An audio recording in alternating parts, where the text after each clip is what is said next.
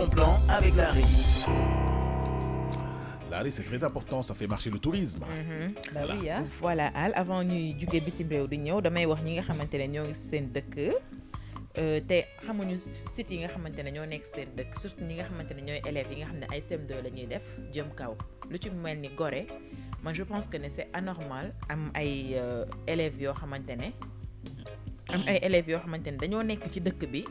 te duñu def ay sortie d'études dem Gorée. Pourtant on le faisait avant. Si parce que ñëpp xam nañ ne histoire au Sénégal ci surtout ci traite négrière dafa concentré wu ci Gorée. Absolument. Pour xam lan mooy la préhistoire qui n'est rien d'autre qu'une période qui s'est écoulée depuis l'apparition de l'homme jusqu'à la découverte des métaux. Pour nga xam que je pense que ne il faut nga dem Gorée pour nga xam aussi sa maam yi nañ lañ leen jàppee woon. daan leen mbugal ci li nga xamante ne mooy maison des esclaves. Absolument. Boo demul Gorée je pense que ni boo mën nga ko xam à travers li la sa maître di jàngal ci biir classe bi mais pour nga mën ko dund il faut nga dem ba foofu ba nga xam ñoom ci yan circonstances la ñu nekkoon nañ lan seen cellules yi nan lañ fa doon dundee xool seen porte aller retour bi lan moo taxoon seen peste boobu noonu fa xewoon ñu daal di koy xam ainsi de suite man je pense que ne loolu balaa ngay laax jaay da nga war a laax lekk balaa nit di jógee bitim réew di ñëw di xam sa histoire dëkk yow yaa war a xam li nga xamante ne moom mooy sa histoire dëkk parce que moom Gorée li fa xewoon ñëpp xam nañ ne moom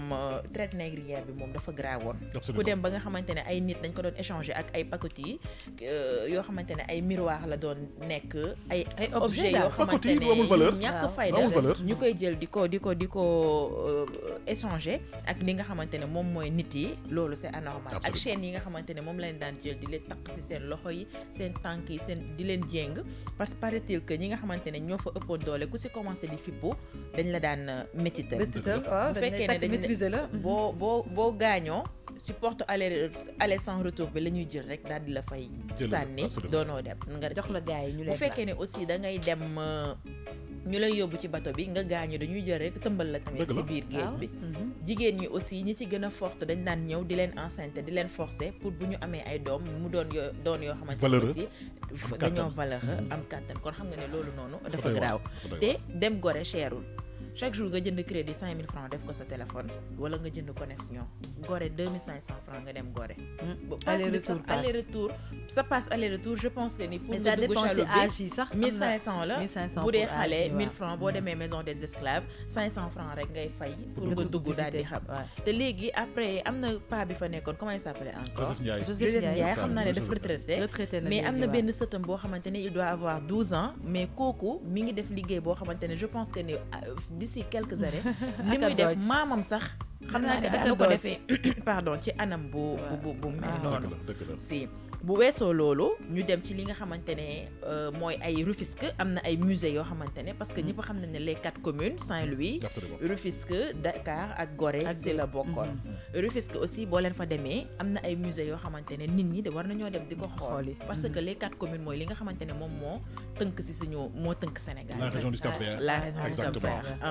kon xam nga ne loolu c'est à visiter mais li ñuy gën di visiter mooy Pont Faidherbe ba nit ñi dañ fay dem juste pour xool bañ nañ ko ba toujours ni mu meloon daanaka noonu la mel booy aw si pont bi sax da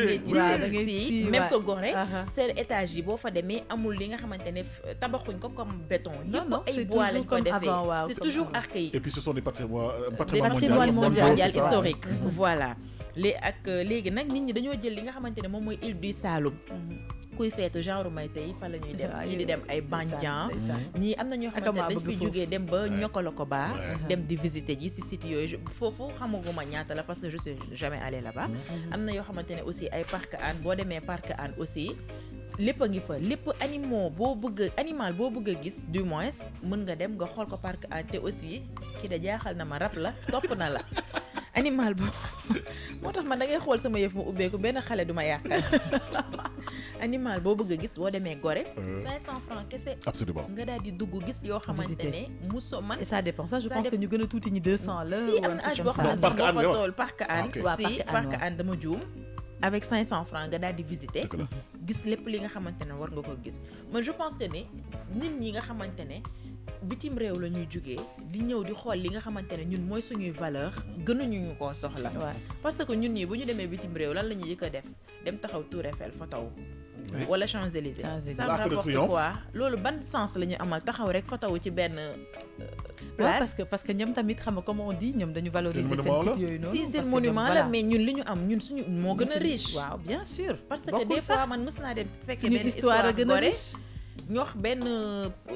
ay américains yoo xam ne dañoo jóge woon seen dëkk ñëw Joseph Ndiaye di leen expliquer histoire u traite négrière nan la demee mais kenn ki dafa ëlbatiku rek songu tubaab bi xeex c'est ça.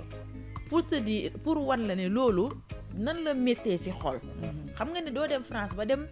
di visiter fenn ba am sentir benn douleur boo xamante ne au contraire bonheur ngay lii parce que une fois nga jógee fi dem bitim réew daal di dem visiter li nga xamante ne mooy seen site yi da ngay kontaan photo wu ngay njëkk a def Waaw, mais bien Gorée sûr. boo fa demee doo sax tal photo wu ndax diñ lay raconter Écœur bi histoire ngay beeg am. yooyu Si. noonu. ouais. émotion beeg yooyu. émotion bi te à Gorée y a seen musée bi tamit ah seen musée wu aquatique bi nga xamante ne on te montre les grands requins les trucs yi fa Ouais. jaar ak yooyu noonu ah y a plein d'autres chaînes sites yi ak yoo yooyu xamante quoi. ne am na fa ay musées yu ñu fa def yoo xamante ne tu peux voir tu peux aller visiter ces musées là yemul juste ci kii bi quoi. mais même kii bi lii laa di wax man li ma si yokk rek boo demee un peu ci sud bi ay Kédougou. oui ay falaises. nga dem xool falaise yi nekk franchement, foofu noonu. foofu da ngay gis ay chutes d'eau yoo xam ne. Non mais foofu ça franchement, dafa sori on a l'île de la Madeleine qui est là à côté l'île de la Madeleine aujourd'hui tey dafa am ay nu mu tuddati il y a des gens il y a des genres de sites qui organisent des sorties là-bas. ñu fay dem, xaw ma leen ok. sax Voilà serpent île de Ah, Serpent île Serpent, de waaw. Serpent. voilà foofu am laay na ngay fi. gis kii da ngay mooy gis Lac Rose aussi ak y a guy. Lac Rose waaw guy yu gàtt guy yi. yu gàtt yi yu gàtt ay xaaral ko mu énumérer cité. Ok. Xaaral ko mu énumérer voilà cité. am na Gorée wax nañ ko île aux serpents les réserves de Bandian Bandian. Salir Lac Rose bi nga xamante ne léegi nag moom tendance la Ouais. bañ nañ ko ba dañ fa def ay hôtel Ah voilà, c'est ça. Waaw. C'est et tout touristique. c'est touristique te nag dafa naqaree dem Lac Rose oto bu ndaw du fa dem Waaw. boo yoree oto bu ndaw am na foo xam ne moo tax boo am voilà da ngay dem ba fenn nga gaare après gars yi daal di yóbbu la dugg ci si biir. seen bus yooyu noonu seen malgré waaw. métit Ah, boobu seen noonu squad lay yi. def. Oh, dañ Seen lay squad. tënk léegi gannaaw. dañ ko def tendance ku ñëw boo demul Lac Rose am na ñoo xamante ne sax dañuy dem foofu pour passer ji fa week-end Oui, bi c'est et tu touristique. fais rien doo fay dara Dëgg la. da ngay dem xanaa sa hôtel bi nga nekk ngay daal di fay boo demee nga gis belle vue ngay am gis géej bi ni mu rouge Voilà, marché Kermel, marché Kermel. si nga daal di def xool différence bi entre la mer normale et la mer rouge Absolument. bien sûr rose du moins waaw dañ mi lay ngi won noonu. dañ lay won kii bi sax si boppam boo demee dañ lay yóbbu ci ñaari partie yëpp partie bi nga xam ne baignade bi la ak partie bi nga xam ne du baignade ak yooyu yëpp même ay assemblée nationale fi dafa am ay yoo xamante ne dañoo war a dem di ko xoole di xam lan moo xew ci dëkk bi gis Bien nga xale sûr. booy jàng da ngay dem ngay gëstu di def ay recherche parce que booy dem booy jàng dañ leen di jàng lu mu tuddati sax les institutions de la République De la République, xaw ma les pouvoirs les législatifs institutions waaw juridique ak yooyu normalement loo war a def war nga dem bu dee pouvoir judiciaire war nga dem ba ci juge ya fa ñuy waaw nekk gars nga yi daal dañ di daan dem dem xool fële nu mu tuddati exécutif nga dem ba ci assemblée nationale ak ainsi de suite Cap daal di Manuel dem. dañ daan Mais dem Cap léegi- Manuel dem visiter foofu ancien tribunal bi Tribunal nekk bi, foofu ouais. noonu ak yooyu yëpp waaye dem cour des comptes Cour des yooyu comptes. yëpp Cour des ay comptes ak site la yooyu yoo yëpp, bien xamante ne nit ñi dañ fa war a dem Absolument. di ko def mais nag du parents yi ñooy ñëw di def parce que parents yi amuñu jot boobu sincèrement ñi ko ci am bëriwul C'est les éducateurs qui doivent le faire. Faut- À travers waaw. les programmes da ngay bind sa scolaires. benn note ne force lay doon amul si wii signeel fii si non tu signes ici da nga naan sama cotisation temps la chaque semaine ñu dem def ko du coup xale bi dafay xam histoire dëkkam bien vivre sûr l'histoire bi sax. bien ni sûr. mu war a xamee ci Mais histoire tamit yi ay laari- l'histoire de Samori Maba Diakhou ainsi de suite Mais noonu nag la war a laari xamee tamit- li nga xamante ne moom moo nekk ci biir dëkkam mu daal di koy xam mais parents yi tamit war nañ mën a def loolu tam pendant les vacances parce que man par exemple je trouve anormal qu'un parent à la place de prendre le temps d'aller amener ses enfants par exemple visiter ñu préférer peut-être yóbbu seen doom yi ñu dem ci ay attractions comprendre nga wala ñu yóbbu leen ci ay colonies de vacances yoo xam te ne ils ne font que aller à la piscine ou dem ci benn endroit par exemple dem Saly toog fa nekk ci piscine bi di bëtti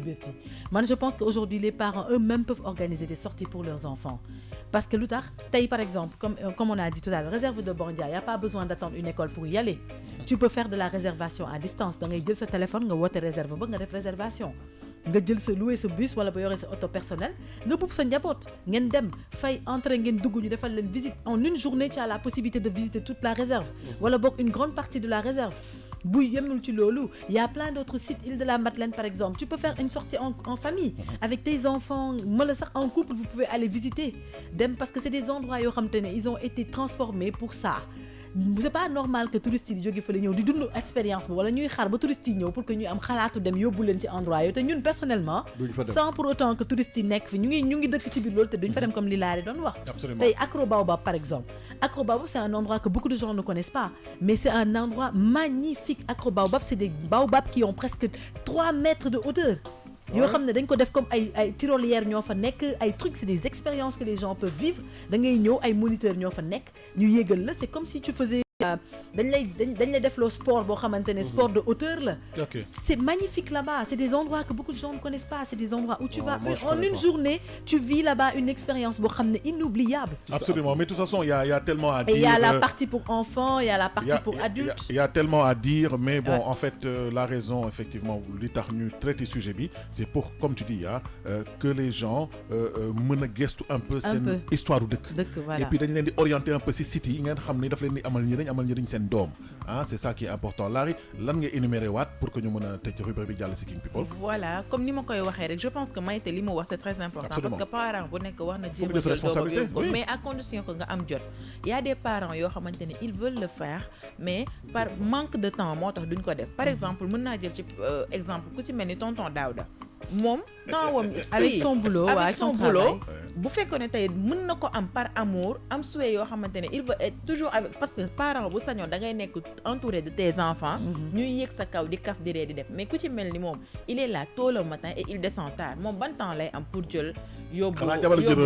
bu fekkee ni aussi jabaram dafa am liggéey boo xamante ne dafa def ko war a def mais jigéen la soo wàccee da nga war a toppatoo sa kër parce que aussi doo jël jànkee rek sëflee li nga xamante ne mooy liggéey bi du coup yow doo amati benn temps boo xamante ne sa jëkkër bu demee wuti yow da nga war a ñëw toppatoo kër gi parce que ñun suñu rôle mooy loolu donte léegi jigéen ñi dañoo émancipé wu dañuy toog bu ñuy demee wuti ñiy ñëw wuti mu ndax kër gi mën a neex mais je pense que aussi dañoo war a mettre l'accent sur les éducateurs. certi pédagogique il faut mu am. parce que ñun suñu temps je pense que mu ngi am sax dafa bëreetul comme avant rek man je me rappelle bi may def CM2 sama papa musuma jël di ma yóbbu ay faaru ngor sama ay maître ñoo ma jëloon yóbbu